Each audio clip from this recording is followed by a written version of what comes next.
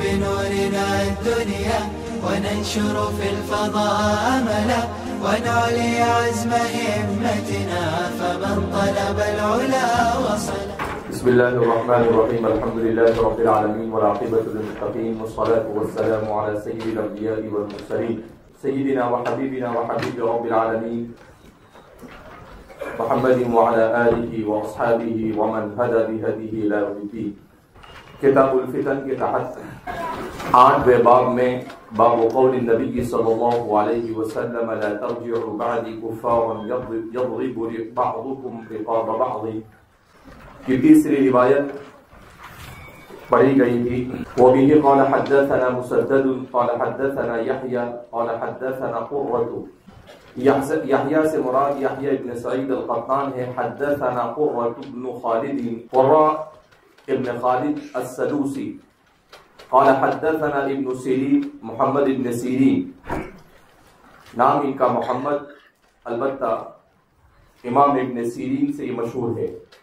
عن عبد الرحمن ابن ابی بکرۃ، حضرت عبد الرحمن ابن ابی بکر نفیع ابن الحارث الثقفی قبیلہ بنو ثقیف سے ان کا تعلق ہے.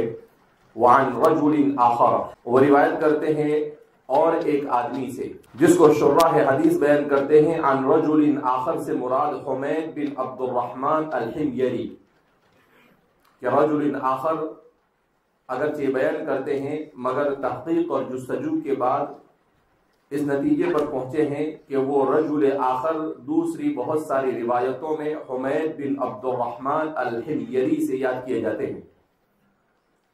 هو افضل في نفسي من عبد الرحمن ابن ابی بکرۃ. راوی کا کلام ہے کہ وہ کہتے ہیں کہ وہ میرے نزدیک عبد الرحمن ابن ابی بکرہ سے زیادہ افضل ہے، یعنی حمید بن عبد الرحمن الحمیری. ان رسول اللہ صلی اللہ علیہ وسلم خطب الناس، کہ رسول اللہ صلی اللہ علیہ وسلم نے یوم النحر میں خطبہ دیا. یوم النحر کہتے ہیں 10 ذی الحجہ کو. تو فرماتے ہیں نحر یعنی اونٹ کو نحر کیا جاتا ہے اور اس کے علاوہ دیگر جانوروں کو ذبح کیا جاتا ہے. ذبح کا مطلب ہوتا ہے لٹا کر گردن پر چھری چلا کر اس کے بدن کی ان رگوں کو کاٹ دینا جو پورے بدن سے تعلق رکھتی ہے. جو 5 ہوتی ہے جن میں سے کم از کم 3 کا کاٹنا یہ ضروری ہوتا ہے تاکہ بدن کا پورا خون باہر آ جائے اور وہ کسی قسم کے جراثیم اس میں باقی نہ رہے اور وہ کھانے کے لائق بن جائے، حلال ہو جائے. اور نحر کہا جاتا ہے کہ گلے کے نچلے حصے میں اونٹ چونکہ بہت بڑا ہوتا ہے تو بڑا ہونے کی وجہ سے اسے لٹانا اور لٹا کر ذبح کرنا یہ دشوار ہوتا ہے. لہذا اس بنا پر اس کو کھڑا رکھا جاتا ہے، اس کے 1 پاؤں یا 2 پاؤں کو باندھ دیا جاتا ہے تاکہ وہ زیادہ بھاگ نہ سکے، اور پھر اسے کھڑے کھڑے ہی اس کے گلے کے بالکل نچلے حصے میں نوکدار چیز سے زور سے اسے مار دیا جاتا ہے جس سے وہ تھوڑی دیر کے بعد زمین پر گر جاتا ہے. اسے نحر کہتے ہیں. چونکہ وہاں پر جزیرت العرب میں جہاں نبی کریم صلی اللہ علیہ وسلم کی بعثت مبارکہ ہوئی اس علاقے میں گائے اور بھینس اور اس طرح کے جانور نہیں ہوا کرتے تھے. وہاں اونٹ بکثرت ہوتے تھے، یا تو بکریاں ہوا کرتے تھی یا اونٹ ہوتے تھے، تو انہی کو یہ ذبح کرتے تھے. اس وجہ سے چونکہ اس دن جانور کو ذبح کیا جاتا ہے اور وہ اونٹ کو ذبح کرتے، اس وجہ سے اس کو 10 ذی الحجہ کو یوم النحر سے تعبیر کرتے ہیں.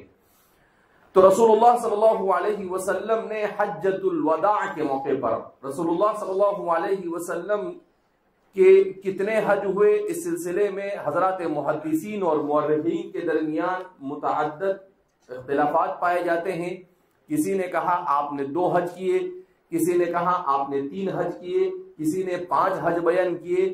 البتہ آپ صلی اللہ علیہ وسلم نے اسلام کے آنے کے بعد ایک ہی حج کیا، وہی پہلا اور وہی آخری حج جو سن ہجری 9 میں پیش آیا، سن ہجری 10 میں ہوا. تو اس حج کو حجۃ الوداع کہا جاتا ہے. کیوں حجۃ الوداع کہتے ہیں؟ اس لیے کہ اسی حج کے بعد رسول اللہ صلی اللہ علیہ وسلم کا ربیع الاول کے مہینے میں انتقال ہو گیا. آپ اس دار فانی سے دار باقی کی طرف رحلت فرما گئے. اس وجہ سے یہ حجۃ الوداع ہے. آپ صلی اللہ علیہ وسلم نے دین کا وہ حصہ جو ابھی امت کو قیامت تک آنے والے تمام انسانوں کو بتانا باقی تھا، ان کے تمام امور کو حجۃ الوداع کے موقع پر مختلف متعدد خطبات کے ذریعے سے آپ نے امت کو پہنچا دیا. کیوں کہ آپ صلی اللہ علیہ وسلم کو یہ کہہ دیا گیا تھا کہ جتنے بھی لوگ اسلام میں داخل ہوئے ہیں وہ سب کے سب حج کے لیے پہنچ جائے. لہذا جتنے بھی لوگ مسلمان ہوئے تھے اس زمانے میں وہ سارے کے سارے لوگ حج کے لیے پہنچ چکے تھے. تقریباً 95 سے 99% لوگ حج میں پہنچ چکے تھے، جن کی تعداد 1 لاکھ سے متجاوز بیان کی جاتی ہے. تو 1,24,000 22,000 20,000 جو بھی ہو وہ سارے کے سارے لوگ حج میں پہنچے تھے. تو آپ صلی اللہ علیہ وسلم نے مینا سے اپنے خطبات کو شروع کیا. بعض روایت میں ہے کہ احرام کے ساتھ کعبۃ اللہ کے پاس سے اپنے خطبات کو شروع کیا اور اخیر تک آپ حج کے ختم ہونے تک روزانہ متعدد بار خطبات دیتے رہے، جس میں مختلف قسم کے احکامات امت کو بتاتے رہے. تو آپ صلی اللہ علیہ وسلم کے جس خطبے کو یہاں پر بیان کیا جا رہا ہے اس خطبے کے سلسلے میں بیان کر رہے ہیں یوم النحر والا خطبہ ہے. فقال، آپ صلی اللہ علیہ وسلم نے ارشاد فرمایا، الا تدرون ای یوم ھذا، کیا تمہیں معلوم نہیں کہ یہ کون سا دن ہے؟ قالوا اللہ ورسولہ اعلم.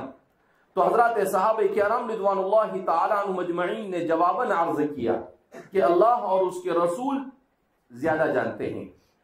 قال، راوی فرماتے ہیں، حتی ظننا، ہمیں یہ گمان ہوا، انہ سیسمیہ بغیر اسمہ، کہ شاید آپ اس کا نام بدل دیں گے، جو اس کا مشہور نام ہے اس کے علاوہ کوئی اور نام آپ اسے دیں گے. کیا مطلب کہ حضرات صحابہ کرام رضوان اللہ تعالیٰ عنہ مجمعین کا معمول یہ تھا کہ ابتدائی اسلام میں صحابہ بکثرت سوال کرتے تھے، مگر پھر بہت زیادہ سوالات میں کچھ ایسے سوالات بھی ہو جاتے تھے جن سوالات کی ضرورت نہیں ہوتی تھی، تو بے ضرورت سوالات بھی ہو جاتے تھے. تو حضرات صحابہ کرام رضوان اللہ تعالیٰ عنہ مجمعین کو روک دیا گیا اور ان کو کہہ دیا گیا، لا تسألوا عن اشیاء ان تبد لکم تسؤکم، کہ اس طرح سے تم سوالات مت کرو، ایسے سوال مت کرو کہ اگر تم سوال کرو اور پھر اس کا جواب جب تمہیں دیا جائے تو تمہیں برا لگ جائے اور تمہیں تکلیف پہنچے. روایت میں ہے حضرات صحابہ فرماتے ہیں کہ دراصل ایک صحابی نے رسول اللہ صلی اللہ علیہ وسلم سے سوال کیا، این ابی، کہ میرے والد کہاں ہیں؟ افی الجنت ام فی النار، جنت میں ہے یا جہنم میں؟ اب وہ کفر اور شرک کے ساتھ زمانے جاہلیت میں ان کا انتقال ہوا تھا، تو ظاہر سی بات ہے ان کا ٹھکانہ کیا ہوگا؟ جہنم ہوگا. آپ خاموش رہے. انہوں نے پھر سوال کیا، یا رسول اللہ این ابی، حضور خاموش رہے. تو پھر اس کے بعد جب انہوں نے تیسری بار سوال کیا تو حضور نے کہا فی النار، جہنم میں. تو ان کو بہت عجیب سا لگا، اس لیے کہ آدمی کو یہ اگر پتا چل جائے کہ میرے والد جہنم کے اندر میں ہے تو انسان کو کتنا برا لگے گا. تو پھر اس کے بعد یہ آیت نازل ہوئی، لا تسألوا عن اشیاء ان تبد لکم تسؤکم، کہ ایسے سوال مت کرو، سوال کرو گے پھر سوال کا جواب ملے گا تو تمہیں تکلیف ہوگی، اس لیے خواہ ایسے سوالات مت کرو. حضرت انس بن مالک رضی اللہ تعالیٰ عنہ فرماتے ہیں، فسکت اصحاب رسول اللہ صلی اللہ علیہ وسلم عن السؤال، صحابہ نے اب سوال کرنے سے خاموشی اختیار، اب سوال نہیں کرتے تھے صحابہ نے بالکل. لیکن ننتظر الاعراب، لیکن وہ فرماتے ہیں کہ ہم اعرابیوں اور دیہاتیوں کا انتظار کرتے تھے کہ کوئی دیہاتی آئے. اب اس کو تو معلوم نہیں ہوتا تھا کہ لا تسألوا عن اشیاء نازل ہوئی ہے، لہذا اس بنا پر آ کر وہ سوال کرتے تھے اور آپ صلی اللہ علیہ وسلم جواب دیتے تھے، تو ہم دیہاتیوں کا انتظار کیا کرتے تھے. بہرحال تو آپ صلی اللہ علیہ وسلم صحابہ کرام رضوان اللہ تعالیٰ عنہ مجمعین جس طرح کے سوال کرتے تھے انتہائی حکیمانہ جواب دیا کرتے تھے. آپ کے جواب بڑے جامع ہوتے تھے، اور اللہ رب العزت کبھی قرآن کی آیت کی صورت میں جواب دیتے تھے، کبھی اللہ کے رسول صلی اللہ علیہ وسلم پر وحی غیر مطلوع آپ کے قلب اطہر پر کسی بات کا القاء کر دیا جاتا تھا۔ اس طرح سے سوالات کے جوابات دیا کرتے تھے۔ تو حضرات صحابہ کرام رضوان اللہ تعالیٰ عنہم مجمعین نے یہ تصور کیا کہ اب صحابہ کا معمول یہ ہو گیا تھا کہ جب حضور کچھ پوچھتے تو صحابہ سیدھا جواب نہیں دیتے تھے کہ آج فلاں دن ہے۔ کیوں؟ اس لیے کہ حضرات صحابہ کے ذہن میں دو بات ہوتی تھی۔ حضرات صحابہ کے ذہن میں ایک بات تو یہ ہوا کرتی تھی کہ بھئی آج 10 ذی الحجہ ہے، کیا حضور کو معلوم نہیں ہے؟ معلوم تو ہے، پھر بھی آپ صلی اللہ علیہ وسلم پوچھ رہے ہیں تو کوئی حکمت ہوگی اس میں۔ دوسرا، حضرات صحابہ کرام رضوان اللہ تعالیٰ عنہ مجمعین نے یہ تصور کیا، جیسا کہ راوی خود بیان کرتے ہیں، حتی ظننا انہ سیسمیہ بغیر اسمہ، کہ حضرات صحابہ سمجھے کہ ہو سکتا ہے مہینوں کے نام بدلے جا رہے ہوں، ہو سکتا ہے دنوں کے نام بدلے جا رہے ہوں، اس مہینے کا کچھ اور نام رکھ دیا، اللہ کے رسول صلی اللہ علیہ وسلم رکھنا چاہ رہے ہو۔ مگر اسلام نے ناموں کو بدلنے کی طرف توجہ نہیں دی، اسلام نے حقائق کو بیان کرنے پر فوکس کیا۔ اس لیے جہاں پر گراؤنڈ پر کام نہیں ہوتا ہے وہاں پر نامہ بدلے جاتے ہیں، اور جہاں پر گراؤنڈ پر کام ہوتا ہے وہاں نام بدلنے کی ضرورت نہیں ہوتی ہے، اس لیے کہ ناموں سے کچھ نہیں ہوتا ہے۔ نام تو آج اس نے یہ بدلا، کل دوسرا آئے گا، دوسرا بدلے گا، لیکن جو حقیقت ہے اس حقیقت کو کبھی بھی تبدیل کیا جا سکتا نہیں ہے۔ تو اس لیے آپ صلی اللہ علیہ وسلم نے نام بدلے نہیں کہ بھائی اورنگ آباد کا نام بدل دو، کیا بولتے ہیں اس مومن آباد کا نام بدل دو، اس کا نام بدل دو، اس کا نام بدل دو، کام کرنا ہے نہیں، اور خواہ مخواہ زبردستی نام بدلنا، پبلک بھی بیوقوف اور بدلنے والے اس سے بڑے بیوقوف۔ تو آپ صلی اللہ علیہ وسلم نے نہ مہینوں کے نام چینج کیے، آپ نے نہ دنوں کے نام چینج کیے، کسی چیز کو ایسی تبدیلی آپ صلی اللہ علیہ وسلم نے اس کو کسی شمار میں نہیں رکھا۔ کیوں؟ اس لیے کہ آپ دنیا میں انسان کے مزاج اور اس کے ذہن سازی کے لیے آئے تھے، آپ انسانوں کو بنانے کے لیے آئے تھے، آپ ناموں کو بنانے کے لیے نہیں آئے تھے۔ آپ یہ چاہتے تھے کہ اس دنیا میں اس زمین پر انسان بن کر زندگی گزارے، انسانوں کو جن چیزوں کی ضرورت ہے وہ چیزیں انسان کو بتائی جائے۔ نام تو کوئی بھی رکھ سکتا ہے، اور نام کا رکھنا اور بدلنا کوئی بہت آسان اور مشکل کام ہے، تو کبھی کیسے بھی ہو سکتا ہے۔ تو فرماتے ہیں حتی ظننا، ہم نے یہ گمان کیا، انہ سیسمیہ بغیر اسمہ، کہ شاید آپ اس کا کوئی اور نام دے دے اس کے نام کے علاوہ۔ فقال الیس یوم النحر، تو اللہ کے رسول صلی اللہ علیہ وسلم نے خود ہی صحابہ سے سوال کیا، الیس یوم النحر، کہ کیا یہ یوم النحر نہیں ہے؟ یعنی آج 10 ذی الحجہ ہے، آج کے دن کو یوم النحر کہا جاتا ہے، تو کیا یہ یوم النحر نہیں ہے؟ قلنا بلی یا رسول اللہ، تو اللہ کے رسول صلی اللہ علیہ وسلم حضرات صحابہ فرماتے ہیں ہم نے کہا کیوں نہیں اللہ کے رسول صلی اللہ علیہ وسلم، بالکل یوم النحر ہے آج۔ فقال ای بلد ھذا، پھر آپ صلی اللہ علیہ وسلم نے دوسرا سوال کیا، ای بلد ھذا، یہ کون سا شہر ہے؟ الیست ببلدۃ مکہ، کیا یہ مکہ، یہ بلدۃ الحرام، کیا یہ بلدۃ الحرام نہیں ہے؟ اللہ کے رسول صلی اللہ علیہ وسلم نے پوچھا، اور صحابہ بھی کچھ کہے اس سے پہلے حضور نے خود ہی اس کا جواب دے دیا، کیونکہ آپ صلی اللہ علیہ وسلم کو گمان ہو چلا تھا کہ یہ ابھی ایسا ہی کہنے والے، اللہ و رسولہ اعلم۔ تو آپ صلی اللہ علیہ وسلم نے خود ہی کہا الیست بالبلدۃ الحرام، کیا یہ بلدۃ الحرام نہیں ہے؟ اب سوال پیدا ہوتا ہے کہ بلدۃ الحرام کہا، بلدۃ مکہ المکرمہ کیوں نہیں کہا؟ اس لیے کہ مکہ مکرمہ اس کا نام ضرور تھا، مگر وہ بلدۃ الحرام سے مشہور تھا۔ کیوں بلدۃ الحرام سے مشہور تھا اور حضور نے اس کو کیوں بیان کیا؟ اس لیے کہ آپ صلی اللہ علیہ وسلم آگے چل کر ایک انتہائی عظیم امر بیان کرنے جا رہے تھے، ایک حکم بیان کرنے جا رہے تھے، اپنی امت کو ایک نصیحت کرنے جا رہے تھے۔ اس نصیحت کے لیے بلدۃ الحرام کا لفظ استعمال کرنا زیادہ موزوں تھا، بجائے اس کے کہ اس کو بکہ یا مکہ کا لفظ استعمال کیا جاتا۔ تو آپ صلی اللہ علیہ وسلم ماحول بنا رہے تھے، حضرات صحابہ کا ذہن بنا رہے تھے، امت کو انتہائی عظیم پیغام پہنچانا چاہ رہے تھے، لہذا اس بنا پر آپ نے بلدۃ مکہ اس کو بتانے کے بجائے آپ نے اس کا وصفی نام، اس کا ذاتی نام اور اس کا اصلی نام کے بجائے اس کا وصفی نام بلدۃ الحرام بیان کیا۔ کہا الیست بالبلدۃ المکہ، کیا یہ بلدۃ الحرام، کیا یہ بلدۃ الحرام نہیں ہے؟ قلنا بلا یا رسول اللہ، حضرات صحابہ فرماتے ہیں ہم نے کہا کیوں نہیں اللہ کے رسول صلی اللہ علیہ وسلم؟ قال، پھر آپ صلی اللہ علیہ وسلم نے ارشاد فرمایا فإن دماءکم واموالکم واعراضکم وابشارکم علیکم حرام کحرمۃ یومکم ھذا فی شہرکم ھذا فی بلدکم ھذا الا هل بلغت۔ انتہائی عظیم پیغام رسول اللہ صلی اللہ علیہ وسلم نے اپنی امت کو پہنچایا۔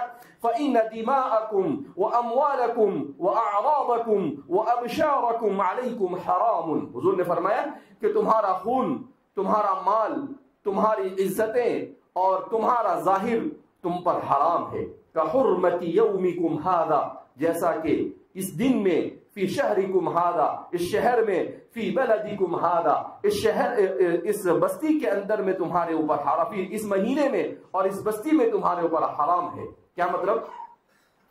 آپ صلی اللہ علیہ وسلم نے مسلمانوں کو امن و سلامتی کا راستہ دکھایا، اور آپ صلی اللہ علیہ وسلم نے اتنے پیارے انداز میں سمجھایا کہ اگر سمجھدار انسان ہے تو وہ اس کو سمجھ جائے کہ ایک مسلمان کو دوسرے مسلمان کے ساتھ کس طرح سے زندگی بسر کرنی چاہیے۔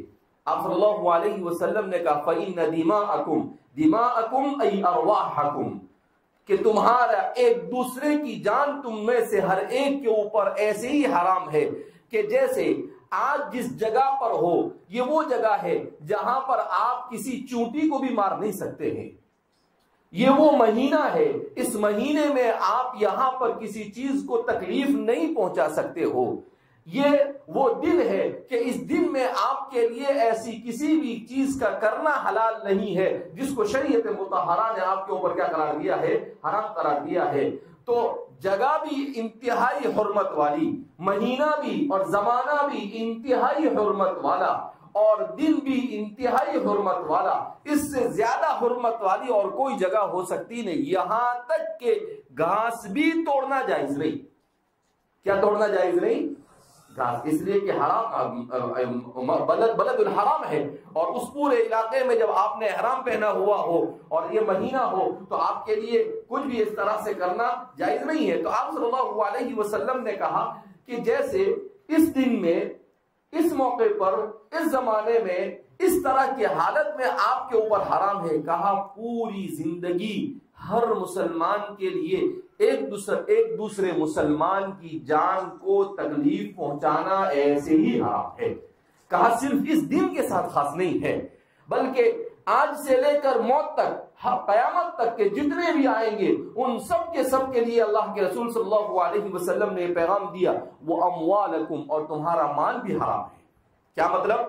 کہ تم ناجائز طریقے سے کسی کے مال کو نہیں کھا سکتے، تم چوری کر کر نہیں کھا سکتے، تم غصب کر کر نہیں کھا سکتے، تم دھوکہ دے کر نہیں کھا سکتے، تم کسی بھی غلط طریقے سے لا تاکلوا اموالکم بینکم بالباطل، تم کسی بھی حرام طریقے سے ایک دوسرے کے مال کو نہیں کھا سکتے ہو۔ تو نہ تو جان کو نقصان پہنچا سکتے ہو، نہ مال کو نقصان پہنچا سکتے ہو، وَأَعْرَاضَكُمْ، اور تمہاری عزت بھی تمہارے اوپر حرام ہے، یعنی تمہاری عزت کہ تم ایک دوسرے مسلمان بھائی کو ذلیل بھی نہیں کر سکتے، تم کسی دوسرے مسلمان بھائی کو دوسرے لوگوں کے سامنے ذلیل کر کر تم اس کی ہنسی مذاق اور ٹھٹھا بھی نہیں کر سکتے ہو۔ کہا یہ کوئی بھی چیز نہ عزت کا، کسی کی عزت کا لینا تمہارے لیے جائز، اسی لیے شریعت مطہرہ نے غیبت کو حرام قرار دیا۔ غیبت کیوں حرام ہے؟ اس لیے کہ غیبت میں کیا ہوتا ہے؟ آدمی کسی کے اوپر کیچڑ اچھالتا ہے، کسی کی عزت لیتا ہے، اور وہ ایسا ہی ہے۔ اللہ کے رسول صلی اللہ علیہ وسلم نے تو اس کو بیان کیا کہ، اور قرآن نے بھی خود اس کو بیان کیا کہ ایسا ہے جیسا کہ تم نے اپنے بھائی کا گوشت کھایا۔ سورہ حجرات میں ہے نا، ایحب احدکم ان یاکل لحم اخیہ میتا فکریہتموہ، کہا کہ تم پسند کر سکتے ہو کہ کیا تم ایک دوسرے کے اپنے بھائی کے گوشت کو کھاؤ؟ حضرات صحابہ فرماتے ہیں کہ رسول اللہ صلی اللہ علیہ وسلم کے دور مسعود میں 2 عورتوں کو روزے کی حالت میں رسول اللہ صلی اللہ علیہ وسلم کی خدمت اقدس میں پیش کیا گیا، تو آپ صلی اللہ علیہ وسلم اور کہا کہ ان کو بہت روزہ لگا ہے، کیا یہ روزہ توڑ دے؟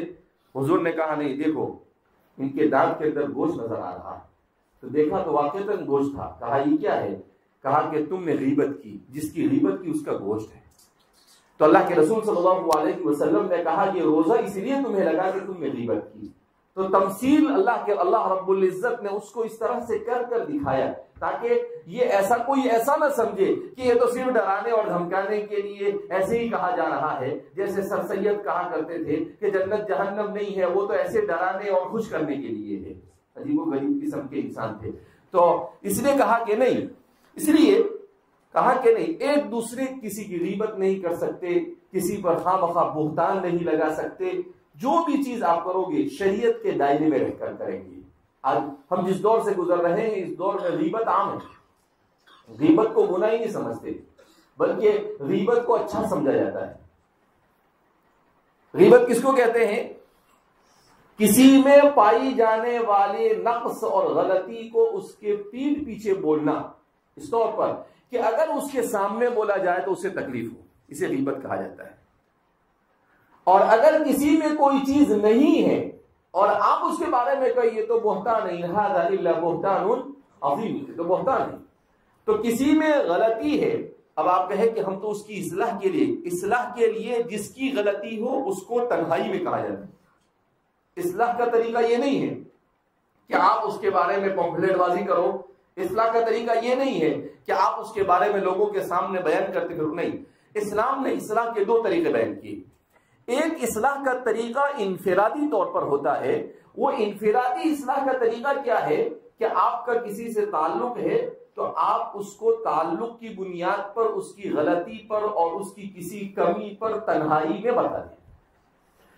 دوسرا اصلاح کا طریقہ اجتماعی ہوتا ہے کہ اسلام نے جو ذمہ دار ہوتے ہیں، جن کے ہاتھ میں مسلمانوں کی اجتماعی مسائل کو شریعت مطہرہ نے دیا ہوتا ہے، ان کو یہ حکم دیا گیا کہ اگر چوری کرے تو مجمع کے سامنے ہاتھ کاٹا جائے، اگر قتل کرے تو مجمع کے سامنے۔ اس کا مقصد اس کو ذلیل کرنا نہیں بلکہ عبرۃ للناس نکالا لما بین یدیہا، تاکہ جو دوسرے ہیں ان میں سے کوئی آئندہ ایسی حرکت نہ کرے، اسے روکنا مقصود ہوتا ہے، وہاں پر بھی ذلیل کرنا مقصود نہیں ہوتا ہے، تاکہ اس کا ہاتھ کاٹ دیا جائے تو دوسرے مجمع میں 100-200 ایسے ہیں جن کے دل میں یہ بات چل رہی تھی کہ کسی کی کوئی اچھی چیز چرائے، وہ بولے کہ بھائی ٹنڈا ہو جائے گا، لہذا اس بنا پر وہ کہے گا کہ اپنا ہاتھ جائے گا، جانے دے بھائی 20-25-50 کے وقت سے ہاتھ کیوں جانے دے رہے، اس لیے وہ اس سے کیا ہو جاوے، باز آ جاوے۔ اسی لیے اسلام نے کہا وَلَكُمْ فِي الْقِصَاصِ حَيَاتٌ، کہ قصاص میں تمہارے لیے زندگی ہے۔ تو قصاص میں زندگی کا مطلب کیا ہے کہ جب ایک نے کسی کو بے گناہ کو قتل کیا، اس کے بدلے میں جب اسے قتل کیا جائے گا تو دوسرے بہت سارے دوسروں کو قتل کرنے سے باز آ جائیں گے۔ تو اس کا مطلب ہوتا ہے وَلَكُمْ فِي الْقِصَاصِ حَيَاتٌ، کہ ایک کی موت ہوتی ہے اور دسیوں اور سینکڑوں کی زندگی کیا ہو جاتی ہے، بچ جاتی ہے۔ آج دنیا کے اندر میں موت کی سزائیں نہیں دی جاتی ہے، جو اس طرح سے کسی کو مارتے ہیں اس کے باوجود کو تو آسانی کے ساتھ ایک دوسرے کو قتل کرنا کیا ہو گیا، معاشرے کے اندر میں آسان ہو گیا۔ لیکن موت کی سزا موت کے طور پر اگر دی جاوے تو دوسری مرتبہ کوئی دوسرے آدمی کو مارنے کی جرأت اور ہمت نہیں کرتا ہے۔ بہرحال تو فرمایا کہ وَأَعْرَضَكُمْ وَأَبْشَارَكُمْ عَلَيْكُمْ حَرَامٌ، اور تمہاری چمڑیاں، کیا مطلب ابشار کا مطلب یعنی تم کوئی بھی کسی مسلمان کی کسی بھی چیز کو ذرہ برابر بھی نقصان نہیں پہنچا سکتے۔ آپ اندازہ لگائیں کہ رسول اللہ صلی اللہ علیہ وسلم کے اس فرمان مبارک پر اگر امت عمل کرنے لگ جائے تو کتنے چین اور سکون کے ساتھ معاشرہ زندگی گزار سکتا ہے۔ کوئی کسی کو مارنے کی نہیں سوچے گا، کوئی کسی کو گالی دینے کی نہیں سوچے گا، کوئی کسی کو تکلیف پہنچانے کا نہیں سوچے گا، کوئی کسی کے مال کو غلط طریقے سے کھانے کا نہیں سوچے گا۔ جب یہ ساری چیزیں معاشرے کے اندر میں ہو تو میں سمجھتا ہوں کہ اس سے بڑھ کر اور کچھ نہیں ہو سکتا ہے۔ دنیا میں انسان کی اصلاح کا سوائے مذہب اسلام کے اور کوئی طریقہ صحیح نہیں ہو سکتا ہے، کوئی قانون انسان کو برائی سے نہیں روک سکتا ہے۔ ابھی 2 دن سے ایک عجیب و غریب مسئلہ سامنے آیا ہے۔ امریکہ کے اوباما اور ٹرمپ اور یہ ایسے بڑے بڑے لوگ، ان لوگوں کا ایک ایسا مسئلہ سامنے آیا کہ یہ بچوں کو دنیا کے مختلف جگہوں سے خرید کر لے جاتے تھے، ایک جزیرے میں لے جاتے تھے، ان کو تکلیف پہنچاتے تھے اور اس کے بعد کاٹ کر ان کا گوشت کھاتے۔ ابھی جس معاشرے کے اندر میں ان کا پردھان منتری ہی ایسا ہو، اس معاشرے کا کیا ہے؟ تو اس لیے اسلام کے علاوہ دنیا کے اندر میں کوئی بھی طریقہ انسان کی اصلاح کا نہیں ہو سکتا ہے۔ محدث کبیر حضرت مولانا ادریس صاحب کاندھلوی نور اللہ مرقدہ، ہمارے طلبہ کو ان کی کتابیں پڑھنی چاہیے۔ آپ کی کتاب ہے علم الکلام، اس کتاب میں اسلام کی خصوصیتوں کو ذکر کیا ہے کہ اسلام کن خصوصیتوں کا حامل ہے، اتنے شاندار انداز میں کہ انسان خوش ہو جاتا ہے کہ واقعتاً آپ نے جیسے بیان کیا ہے کہ کس طرح سے فطرت سلیمہ کی اسلام نے رعایت کی ہے، کس طرح سے اسلام نے عقل سلیم کی رعایت کی ہے، اور کس طرح سے معاشرے کو افراط اور تفریط سے دور رکھنے کی کیا کی ہے، کوشش کی ہے۔ بہرحال تو فرماتے ہیں کہ کحرمت یومکم ھذا، کہا کہ آج کا دن کون سا دن ہے؟ 10 ذی الحجہ کا دن ہے، انتہائی مکرم اور معزز دن ہے۔ فی شہرکم ھذا، آج کا مہینہ انتہائی معزز اور محرم مہینہ ہے، اشہر الحرم میں سے ہے۔ فی بلدکم، اور آج جو جگہ ہے وہ بھی کون سی ہے؟ حرمت والی جگہ ہے۔ تو فرمایا کہ ہر اعتبار سے انتہائی عظمت والا دن، انتہائی عظمت والی جگہ اور انتہائی عظمت والی گھڑی ہے۔ الا هل بلغت، حضور نے کہا کہ بھئی کان کھول کر سن لو، میں نے اللہ کا پیغام تم تک پہنچا دیا، میں نے اللہ کا پیغام تم تک کیا کر دیا؟ پہنچا دیا۔ قلنا نعم، صحابہ فرماتے ہیں ہم نے کہا کہ بالکل اللہ کے رسول صلی اللہ علیہ وسلم آپ نے پہنچایا۔ بلغت الرسالۃ وَأَدَّيْتَ الْأَمَانَةَ وَنَصَحْتَ الْأُمَّةَ، بعض روایتوں میں آتا ہے صحابہ نے کہا کہ آپ نے پیغام کو پہنچایا اور امانت کو پورے طور پر آپ نے ہم تک پہنچا دیا، اور امت کی نصیحت میں کوئی کسر نہیں چھوڑی آپ نے۔ تو فرماتے ہیں کہ قلنا نعم، حضرات صحابہ کہتے ہیں کہ ہم نے کہا جی ہاں بالکل۔ قال اللہم اشہد فلیبلغ الشاہد الغائب، اس کے بعد آپ صلی اللہ علیہ وسلم نے ارشاد فرمایا اللہم اشہد، اے اللہ آپ گواہ رہیے، فلیبلغ الشاہد الغائب، تمہارا حاضر تمہارے غائب کو یہ پیغام پہنچا دے، تمہارا حاضر تمہارے غائب کو یہ پیغام پہنچا دے۔